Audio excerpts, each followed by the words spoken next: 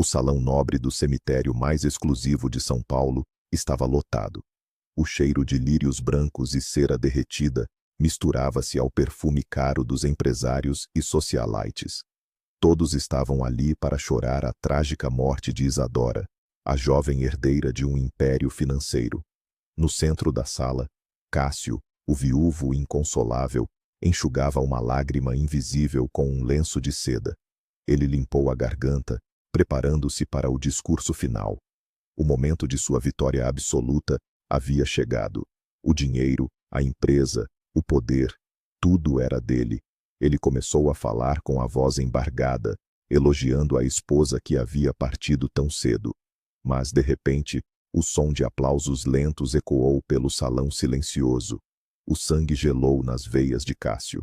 Aquela silhueta na porta, vestindo um sobretudo preto e óculos escuros, não deveria estar viva. A vingança estava apenas começando. A vida de Isadora parecia um conto de fadas moderno, mas era um castelo de areia prestes a desmoronar. Filha única de um magnata da Avenida Faria Lima, ela cresceu cercada de privilégios, mas preferia o silêncio de seus livros à falsidade das festas da elite. Tudo mudou quando ela conheceu Cássio em uma festa de sua melhor amiga, Camila. Cássio era carismático, atencioso e parecia não se importar com o dinheiro dela. O casamento aconteceu em poucos meses.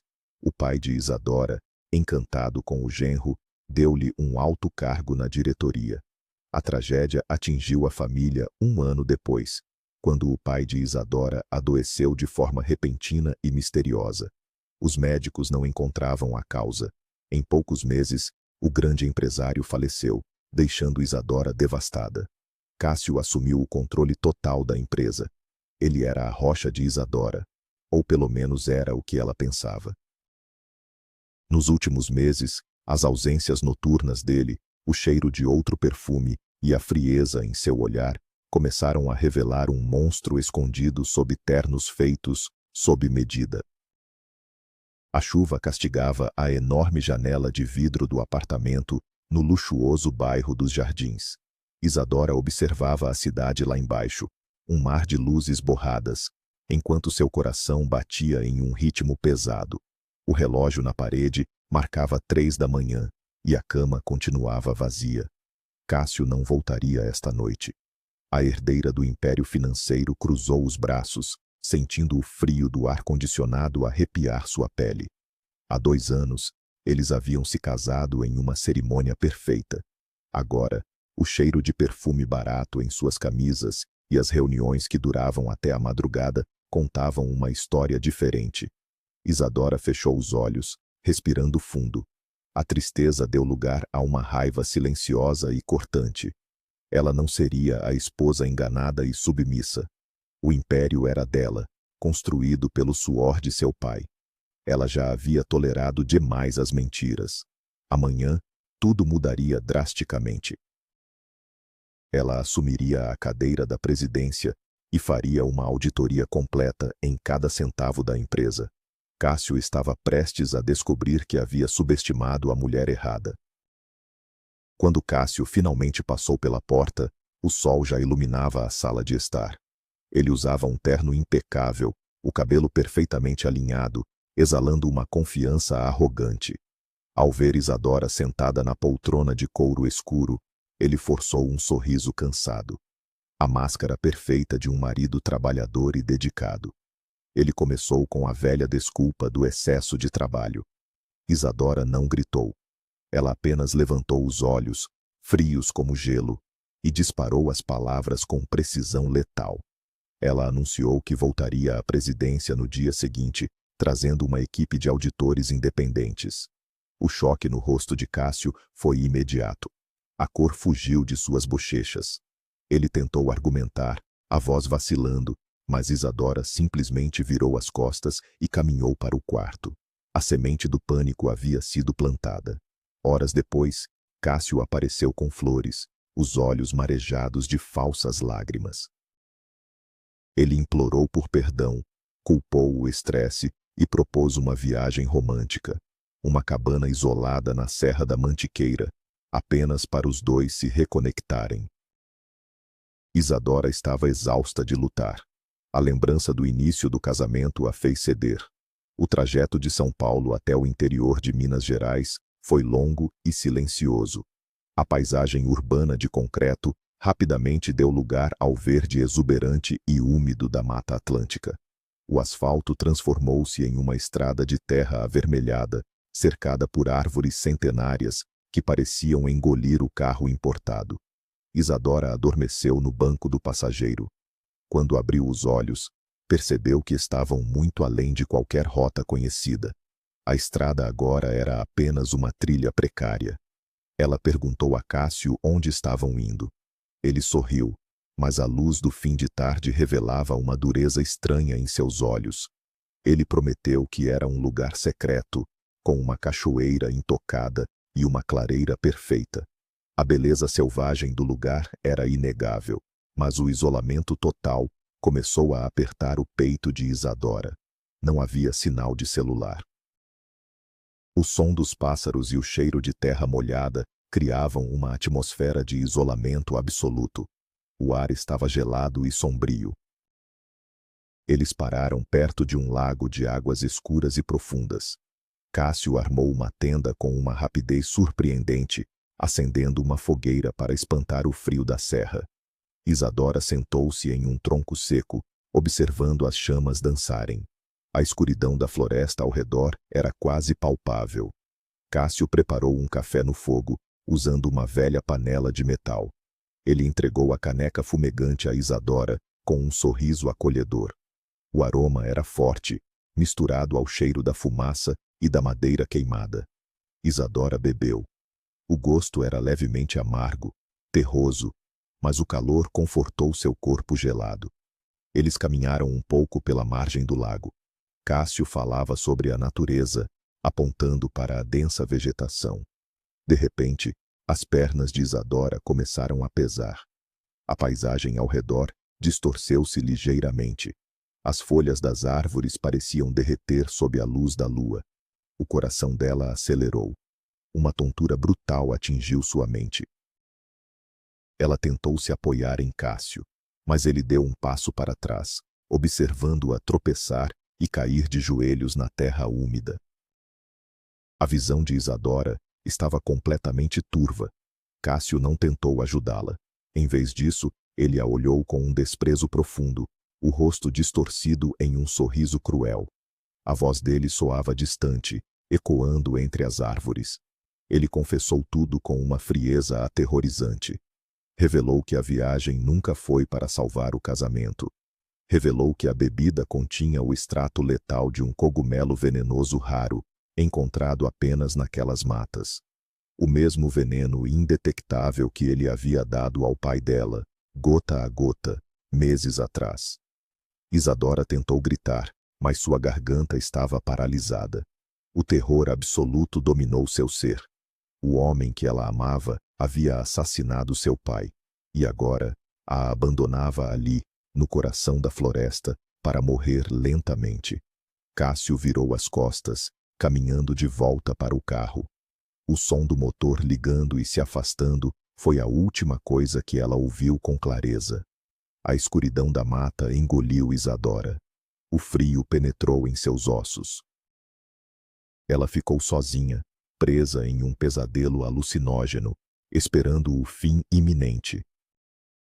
As horas passaram como uma agonia interminável. O som da floresta durante a noite era ensurdecedor. Insetos, galhos estalando e o uivo distante do vento aterrorizavam Isadora. Ela tentou se arrastar, arranhando os braços nas raízes e pedras ásperas. Cada movimento exigia uma força que ela não possuía. O veneno queimava em suas veias, causando espasmos musculares e visões distorcidas. O amanhecer trouxe uma luz fraca e cinzenta, filtrada pela copa densa das árvores. Isadora estava deitada no musgo úmido, sentindo a vida esvair-se. Foi então que ela ouviu um som diferente. Passos pesados quebrando as folhas secas. Um animal grande. Uma respiração forte. O focinho úmido de um cachorro enorme tocou seu rosto. Ela abriu os olhos com imenso esforço. Um husky siberiano gigante a observava. Logo atrás dele, a figura de um homem alto surgiu por entre as árvores. Ele carregava uma espingarda no ombro. Tinha olhos de um verde intenso e profundo. Ele se ajoelhou rapidamente, segurando o rosto dela com mãos ásperas. Isadora perdeu a consciência. O cheiro forte de éter e desinfetante barato a despertou. Isadora abriu os olhos devagar, piscando contra a luz amarelada de uma lâmpada nua no teto. Ela estava em um quarto simples, com paredes descascadas e móveis de metal pintados de branco. Uma enfermeira idosa, com um sorriso gentil e rugas profundas, ajustava o soro em seu braço. A mulher exclamou aliviada ao ver Isadora acordada. Minutos depois, um médico alto e barbudo, o doutor Humberto, entrou na sala. Ele tinha a aparência de um homem do campo, mas falava com a autoridade de um veterano.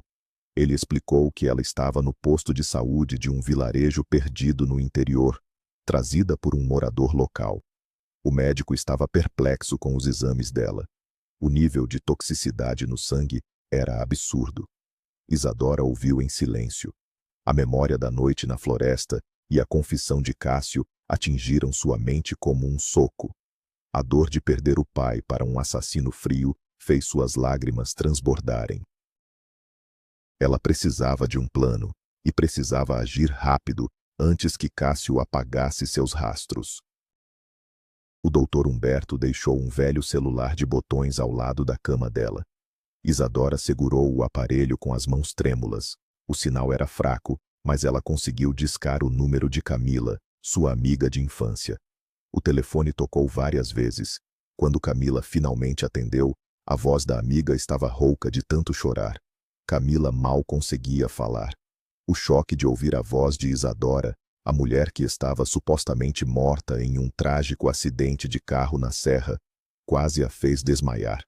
Isadora foi rápida e direta.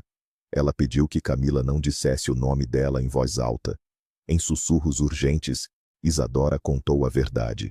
Explicou sobre o veneno, sobre o pai, sobre a monstruosidade de Cássio. O choro de Camila se transformou em uma indignação feroz. A lealdade de Camila era absoluta. Isadora traçou um plano ousado. Elas não chamariam a polícia ainda. Elas iriam destruir Cássio no momento em que ele se sentisse mais seguro. O velório aconteceria no dia seguinte em São Paulo. Camila prometeu estar no vilarejo em poucas horas.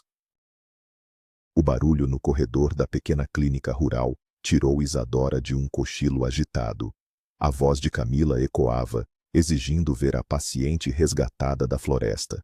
A porta foi escancarada e Camila correu para a cama, abraçando Isadora com um desespero comovente. Logo atrás, Bruno, o marido de Camila, carregava uma bolsa com roupas limpas. O rosto dele expressava um misto de raiva e alívio. Bruno sempre teve instinto protetor.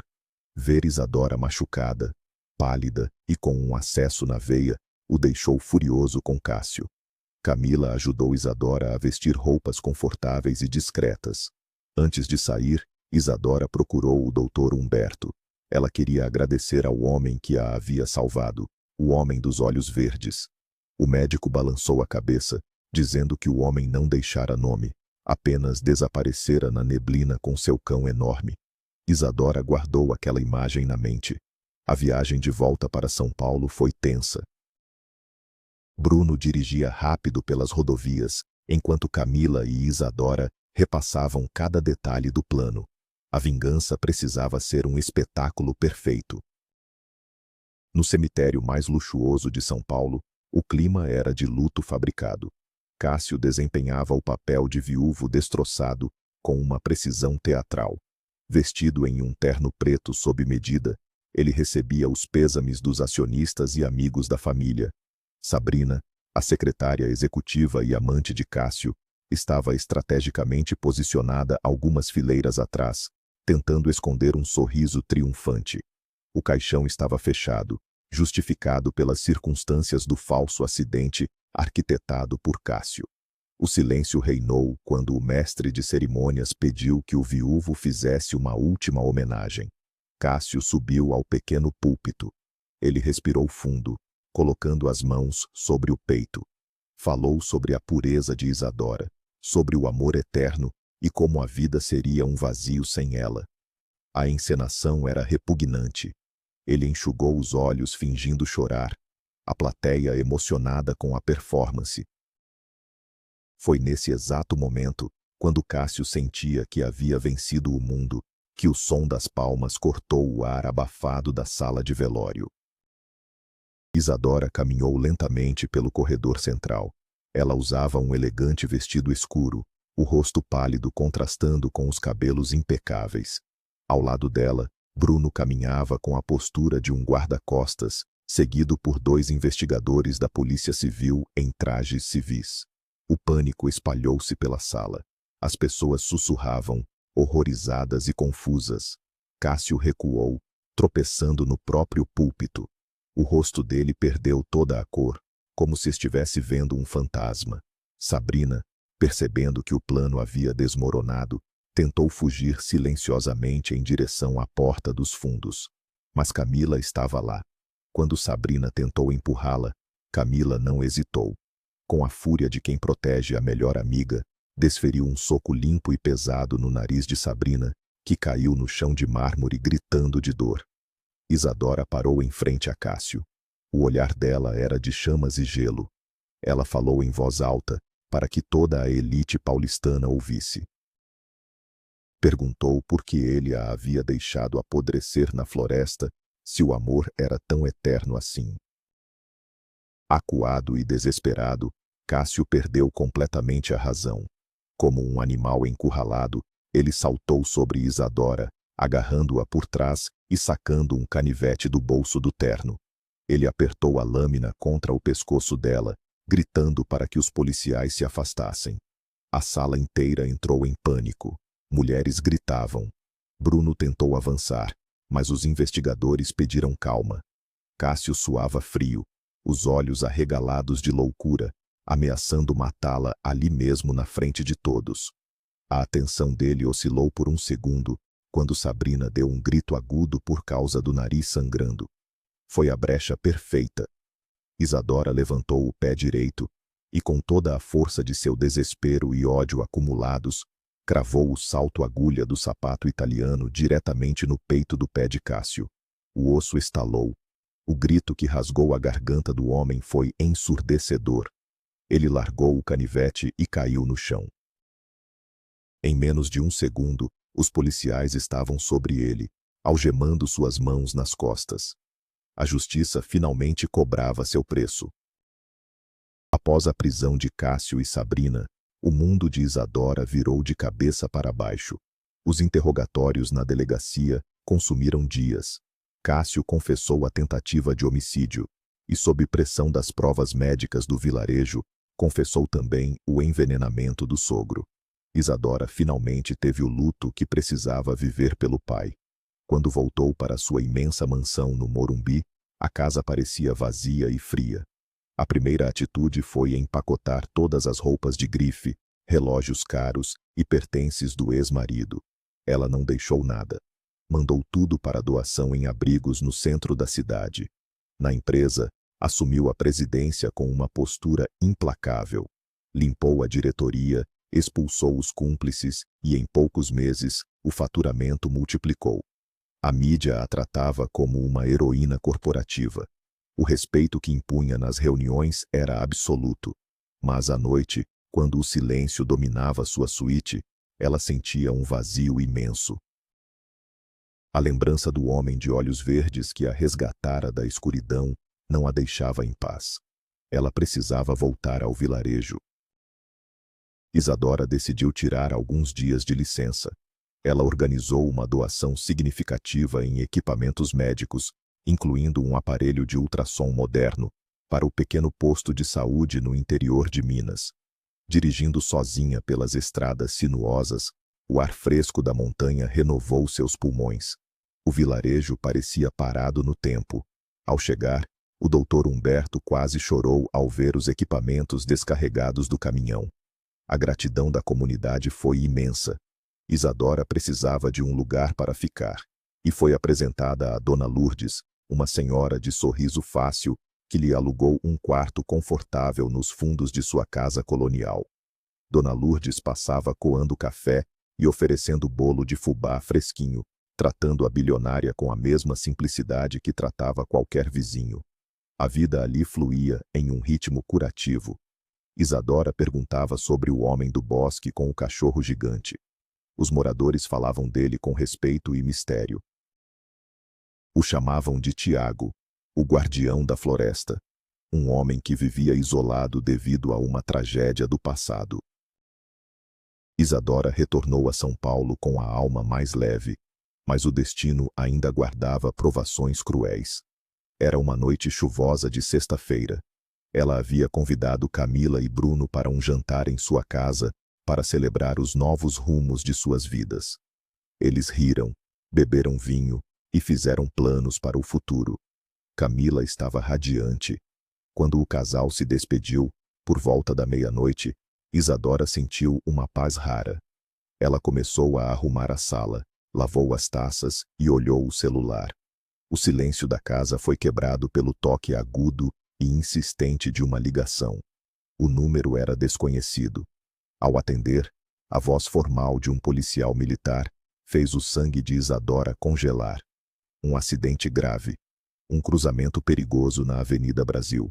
Um motorista embriagado havia furado o sinal vermelho em altíssima velocidade, atingindo em cheio o carro de Bruno. Isadora não conseguiu ouvir o resto da frase. O celular escorregou de sua mão e bateu no piso de mármore. O mundo ao seu redor perdeu as cores e girou fora de controle. O trajeto até o Hospital das Clínicas foi um pesadelo embaçado por lágrimas. Isadora correu pelos corredores brancos, implorando por informações. Encontrou os pais de Camila sentados na sala de espera, destroçados e pálidos. A mãe da amiga chorava de forma compulsiva. O médico-chefe da emergência apareceu com uma expressão pesada, o jaleco sujo de sangue. As palavras cortaram o ar como navalhas.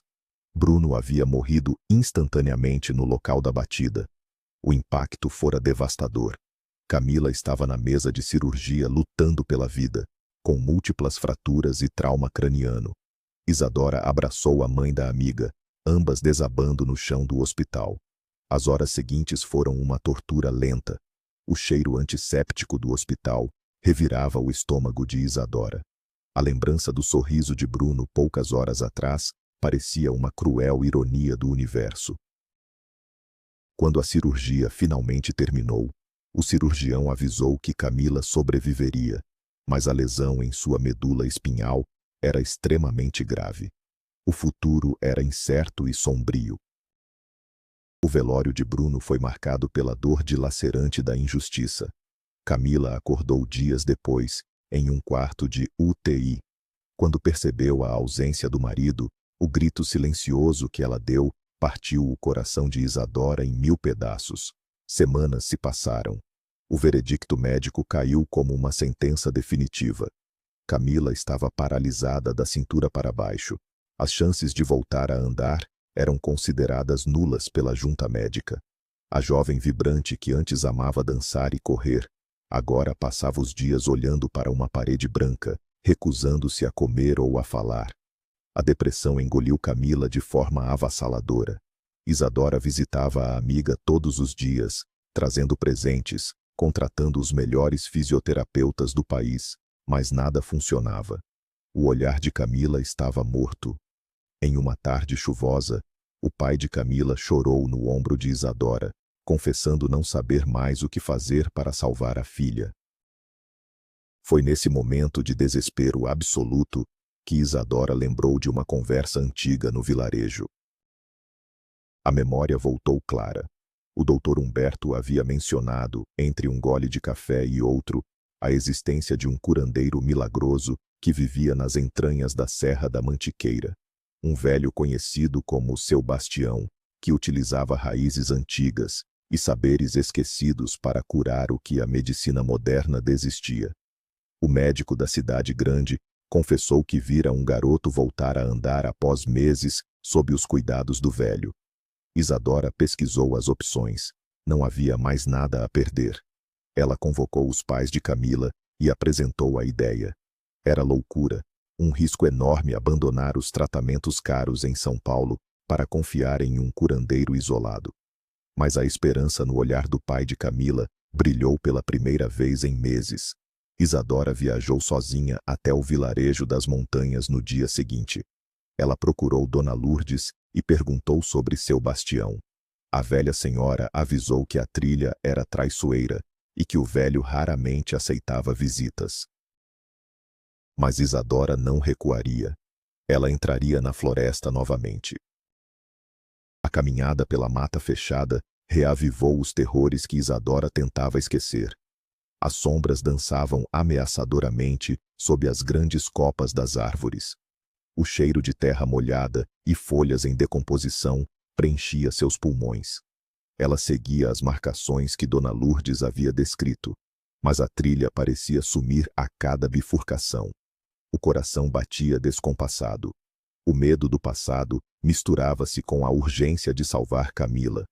O sol começava a baixar, tingindo o céu de laranja entre os galhos. Foi quando o som de água corrente quebrou o silêncio. Isadora parou, ofegante. Diante dela, bloqueando a trilha, estava um husky siberiano gigantesco. Thor, o cão que a encontrara meses atrás. O animal abanou o rabo, reconhecendo-a. Das sombras surgiu ele, Tiago. Ele vestia roupas simples de mateiro e carregava um fardo de lenha. Seus olhos verdes brilharam de surpresa ao ver a mulher da cidade grande novamente em seu território. O reencontro fez o peito de Isadora aquecer inexplicavelmente. Tiago deixou a lenha no chão. O olhar dele era uma mistura de curiosidade e repreensão. Ele perguntou o que a trazia de volta ao lugar que quase lhe tirou a vida. Isadora, ignorando o nervosismo, desabou em palavras. Contou a história trágica de Camila e Bruno, o acidente de carro, o veredito médico impiedoso e a busca desesperada pela cabana do seu bastião. Tiago ouviu tudo em silêncio absoluto. O vento frio da serra agitou os cabelos dele. Quando Isadora terminou, as lágrimas marcavam seu rosto cansado. Tiago suspirou profundamente, acariciando a cabeça do grande cão. Ele conhecia a dor da perda. Ele morava ali justamente por ter perdido seus pais em uma estrada. Em um gesto brusco, mas protetor, ele pegou a bolsa das mãos de Isadora e acenou com a cabeça. Ele a guiaria até o curandeiro. A caminhada ao lado de Tiago espantou qualquer medo que a floresta pudesse impor. A presença dele era como um escudo contra o mundo, sólido, silencioso e reconfortante. A cabana do seu bastião ficava em uma clareira escondida, cercada por hortas de ervas e fumaça de chaminé.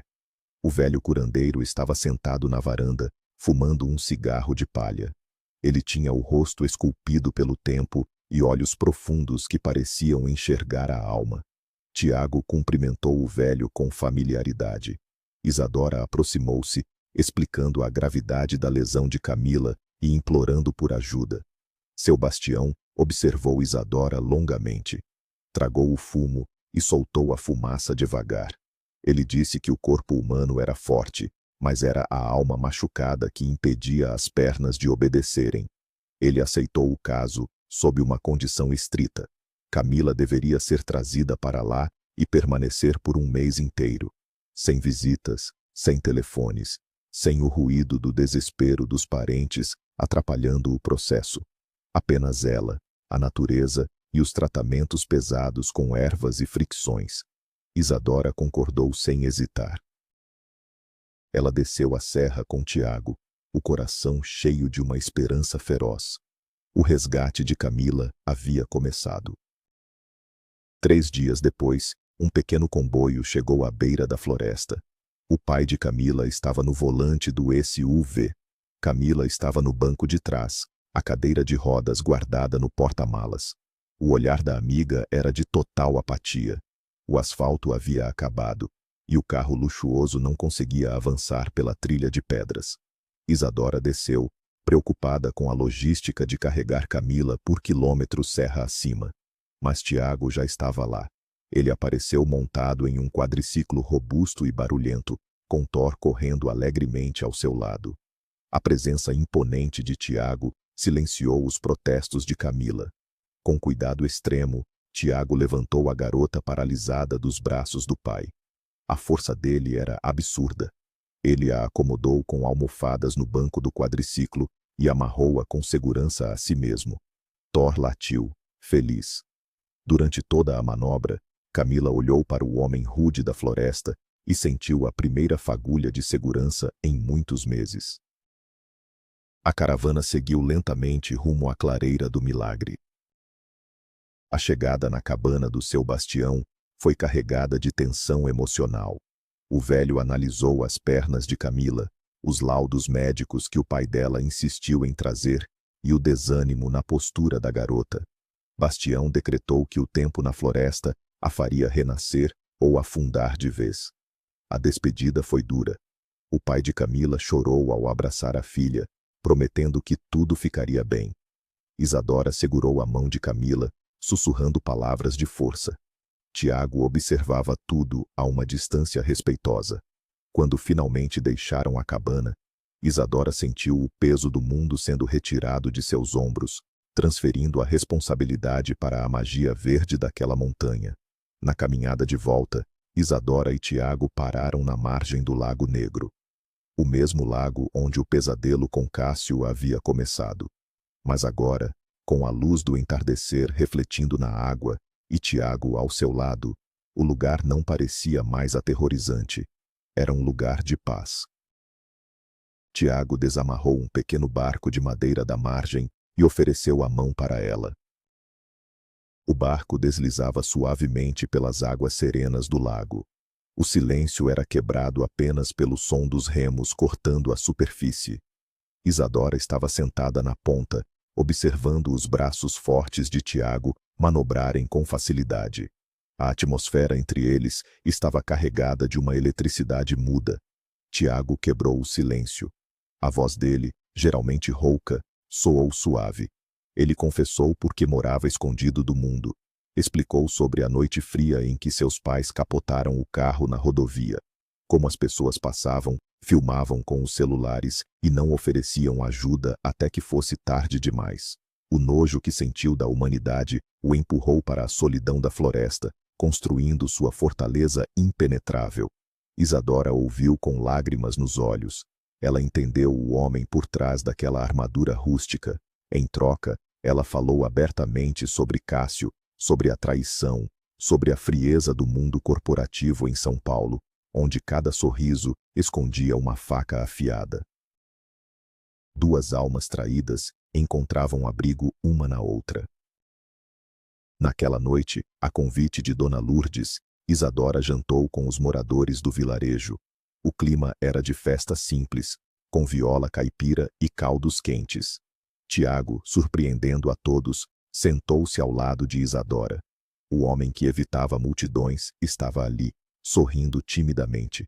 Dona Lourdes piscou para Isadora, percebendo o encanto óbvio entre os dois. A tensão romântica era palpável.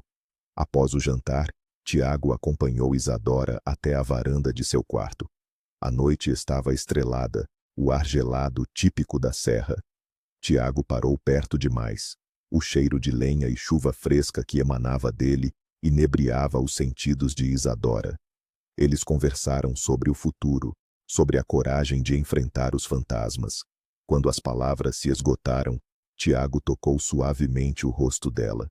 O toque áspero contrastava com a delicadeza do gesto. Isadora fechou os olhos, entregando-se. O primeiro beijo foi cauteloso, exploratório, transformando-se rapidamente em uma paixão ardente que apagou todas as tristezas de seus passados. Os dias no vilarejo transformaram-se em semanas. Isadora dividia seu tempo entre administrar a empresa remotamente e explorar a floresta ao lado de Tiago. Ele a levou até sua casa secreta, uma verdadeira fortaleza de pedra e madeira, escondida além de um paredão rochoso. Isadora maravilhava-se com a vida que ele havia construído. Tiago não era um selvagem, era um homem incrivelmente culto, rodeado de livros de filosofia e botânica. A cada dia, o laço entre eles tornava-se inquebrável. O amor florescia na simplicidade de fazer pão caseiro, nas caminhadas com Thor e nas noites aquecidas pela lareira. Isadora sabia que seu lugar no mundo corporativo exigia sua presença, mas a ideia de deixar Tiago para trás parecia insuportável. Ela havia encontrado a paz verdadeira longe do asfalto. Em uma manhã nublada, o mês estipulado por seu bastião chegou ao fim. Era o dia da verdade para Camila. O coração de Isadora palpitava de ansiedade. O que encontrariam na clareira do velho curandeiro? O pequeno grupo subiu novamente a montanha. O pai de Camila estava pálido de nervosismo. Isadora segurava a mão de Tiago, buscando conforto. Ao se aproximarem da cabana, não havia ninguém na varanda. O silêncio reinava. O pai chamou o nome da filha. A porta de madeira rangeu e abriu-se devagar. Isadora prendeu a respiração. Seu bastião apareceu sorrindo, pitando seu cigarro. Logo atrás dele, apoiando-se em uma bengala de madeira entalhada e suando pelo esforço imenso, apareceu Camila. Ela estava de pé. Os passos eram lentos, vacilantes e visivelmente dolorosos, mas ela estava andando.